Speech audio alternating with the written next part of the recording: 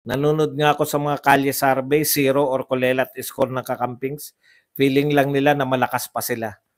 Hindi, alam po nila na mahina sila. Kung malakas sila, di tumakbong senador si Laila de Lima. Tatakbo rin eh. Bakit?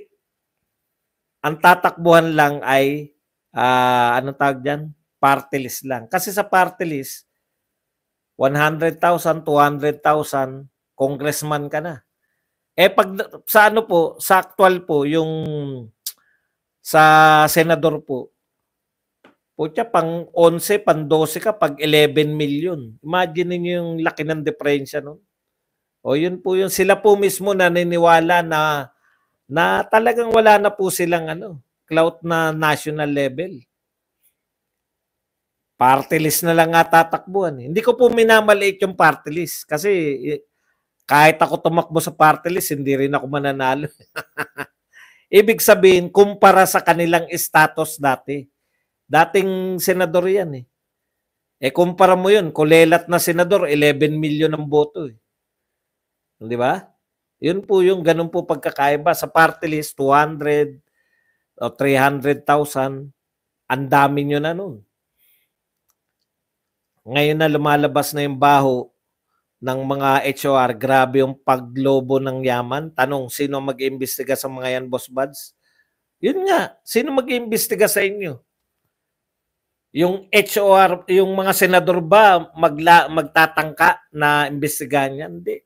Sabi ni BP Sara, kontrolado ni Martin Romualdez at saka ni Saldico ang budget ng Pilipinas. Kasama na yung budget ng Senado.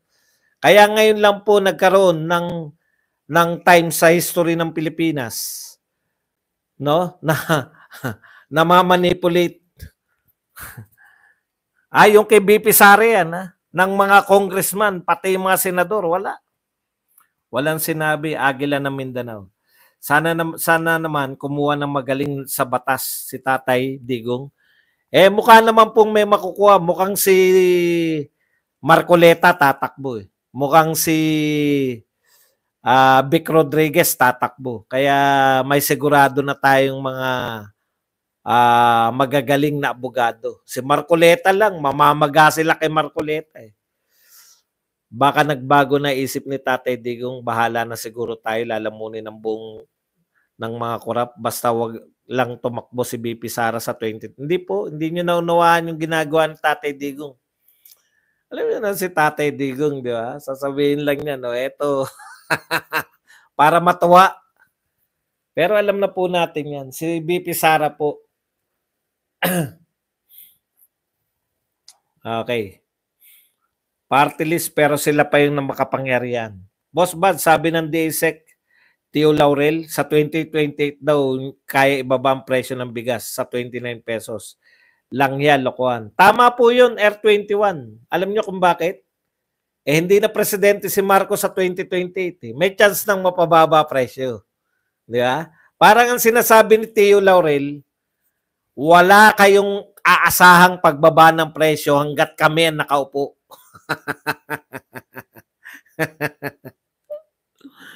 Kasi mas active sa Congress. Bakit nga ba? Eh, alam nyo na. Sir Badong, dapat po ituloy ang maisog rally.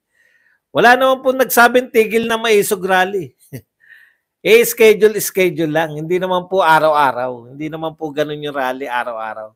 House of Rolex na ang HOR. Gumawa sila ng eksena para magmukhang may lakas pa rin para ding si Marcos.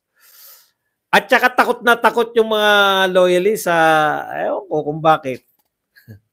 Akala nila ombudsman po mag-iimbestiga basta may mag-file ng reklamo sa ombudsman. O yan po, si Ma'am Cynthia. Ombudsman po ang dapat mag-imbestiga. Dapat maging congressman ka, boss, para biglang yaman ka din. No, no? Kaya lang, di tayo manana. Attorney Topacio rin. Sobrang ganid sa pera. May reaction to the caption, there is no other option but to choose Sara Duterte. Correct. Wala naman po, hindi naman po yan. Hindi naman po, sabi nga ni Inday Sara, kaya niyang yung sa sarili niya. Akala kasi natin, di ba, yung dati, blessing.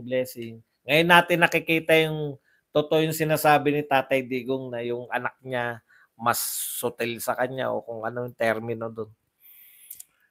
Mas matapang. Asan ngayon dito ang check and balance na magche-check na sana sa HOR? Walang taga-check yan. Kaya nga suggestion ko, i-check nyo yung kayong HOR, kayo magche-check sa Senado, Senado kayo magche-check sa HOR. Wala eh. Sila lang po, lahat po ng ahensya ng pamahalaan pwedeng i-check. Pwera lang yung Senado at Kongreso o House of Representatives. Lugi tayo eh. The Defenders. Si Atty. Topacio ata tatakbo at Atty. Glenn.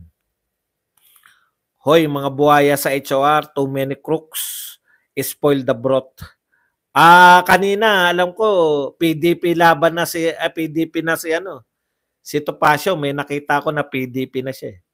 Lahat ng Duterte, maging presidente, kaya Duterte. Sabi ko nga, di ba? Huwag kang makialam sa amin, Tatay Digong. Gusto namin maging presidente sa 2028, si Sara Duterte. Tapos susunod sa kanya, si Baste naman. Tapos, anong pangalan yung bunso? Hoy, mga buhaya sa HOR, too many cooks.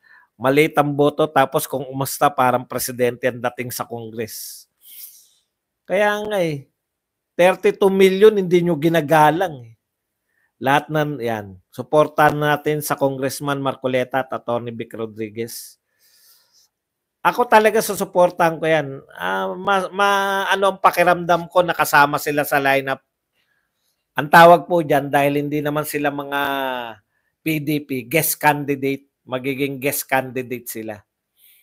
Si Baste din, sana tumakbo. Vic, Trixie, Topacio, Bundok, baka under PDP sila. Correct. Ilang bilang ang inaantay ni Sir J. Morales para sumugod sa Malacanang?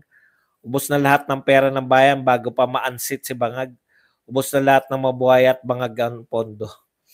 Alam niyo po, hindi ko maintindihan kung tatapatin ko na kayo, no? Yung mga ipaubayan niyo po sa mga political strategies, ipaubayan niyo po sa mga Duterte, maging supporter po kayo. Kung kayo po, ngayon lang kayo na politika, hindi nyo, mag-aminan po tayo. Ako po, ang kaya ko lang po mag-vlog ng mag-vlog. Makakatulong po ako sa pagbablog. Sa pagbablog ko po, no? Marami tayong masasagot natin yung mga bintang sa mga Duterte. Ganon din yung mga ginagawa nito, ma-expose natin, no? Yan po ang may tutulong. Wag po kayong kasi frustration po yung hinahabol nyo eh.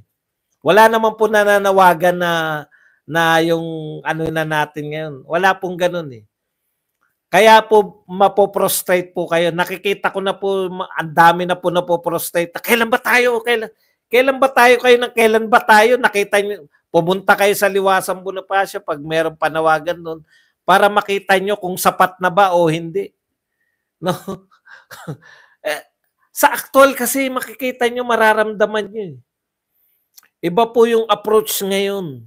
Dahil yung mga Pilipino ngayon hindi na katulad nung araw na wala pa mga social media, no? Nakakaano rin po, kaya nga po mga sikat na mga vlogger ngayon kasi marami rin pong impluwensya sa social media. Isang paraan lang po yan yung pagrarally, no? Kaya hindi na po ubra yung dati kung yung pinapangarap nyo yung 1986 o yung People Power 2 nung 2000, kailan ba yan? 11? Malamang po hindi, ay 2001 ba? Basta maniwala po kayo sa mga Duterte, ipaubayan nyo sa kanila yung pag-strategize ng politika. Manood, ang maitutulong nyo po, manood po kayo sa mga vloggers. No? Ganun po. Wag po kayong yung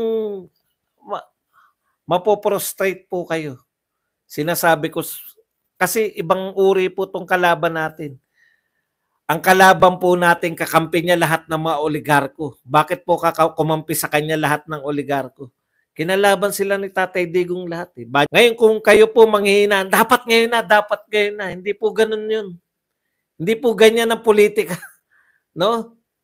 Frustration po ang inyong aabutin. Kaya marami sa inyo na po frustrate. Kailan ba tayo? Bakit tayo narito lang lagi? Yun po talaga. Ganyan po yan. Ang laban po. Hindi po tayo, ewan ko kung sino nag-utak sa inyo na ngayon na, gusto na namin ngayon. Ilan lang tayo may gusto nun? Yung mga naroon sa Liwasang Bonifacio, gusto po yung gusto nyong iniisip nyo. Eh kahit pumunta po, kahit na palagay na natin na 2,000 yun. 2,000? Kahit tumulak tayo ngayon, pag may panawagan na ganyan, gusto natin magpahayag, sama tayo. Ganun talaga laban. Yung tatay nito, 21 years. 21 years ba? Na nanungkulan. 1965 to 1986. 21 years nanungkulan. Ito po, ibig sabihin, akala nyo madali lang napalayas yung tatay nito. 21 years in service. Bago sila nakapag-people power. Tapos kayo, inip na. Ayaw na namin pag wala man nangyari. Diyan po, wag po kayong ma-frustrate. No? Wag po kayong ma-frustrate. Kasi nga yun na unang Marcos, 21 years eh. Yung nakikipaglaban sa mga naunang Marcos sa tatay nito, 21 years. Silang nakipaglaban. Tayo ba? 6 years lang tumuupo eh. Nakukuha niyo mga kapatid? Ganun po ang pagtingin sa politika. Pag yung ngayon kayo active ako ngayon, dapat ngayon na. Kasi pag hindi, ayaw ko na. Ay, wala mangyayari sa inyo.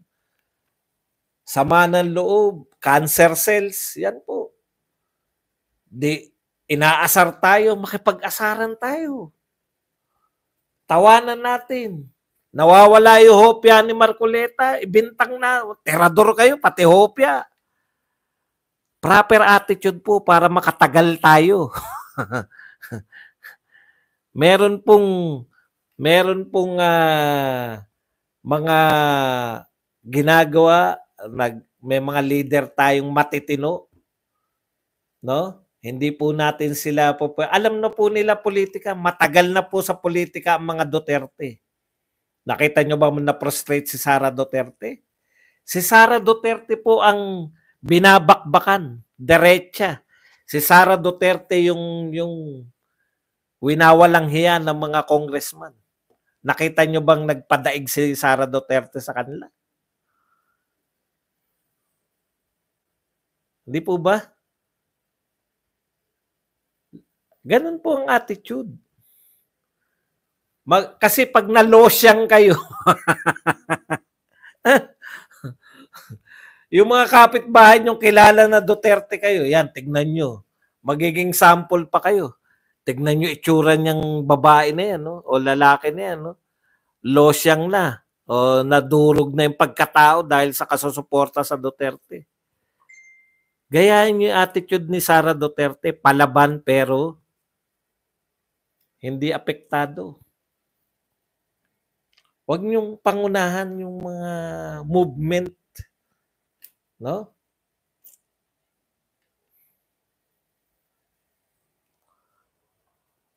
Kung sila, si Sator of Campo nga, putya, hindi pa martial, lumalaban eh. Tumanda na, nasa kalsada pa rin. Eh, tanong ko sa inyo, ilang taon na ba kayong nagpo-protesta para manawa kayo kagad?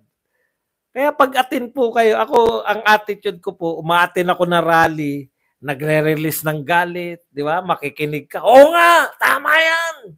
Mga ganun yan eh. Ganun tayo. Pinakamaganda nyo po mapapanood, kung hindi po kayo leader ng politika, wag po kayong mamroblema. Hindi po lahat kaya mag-organize. No? Kasi may mga nagsabi sa inyo, yakagin nyo mga ano nyo.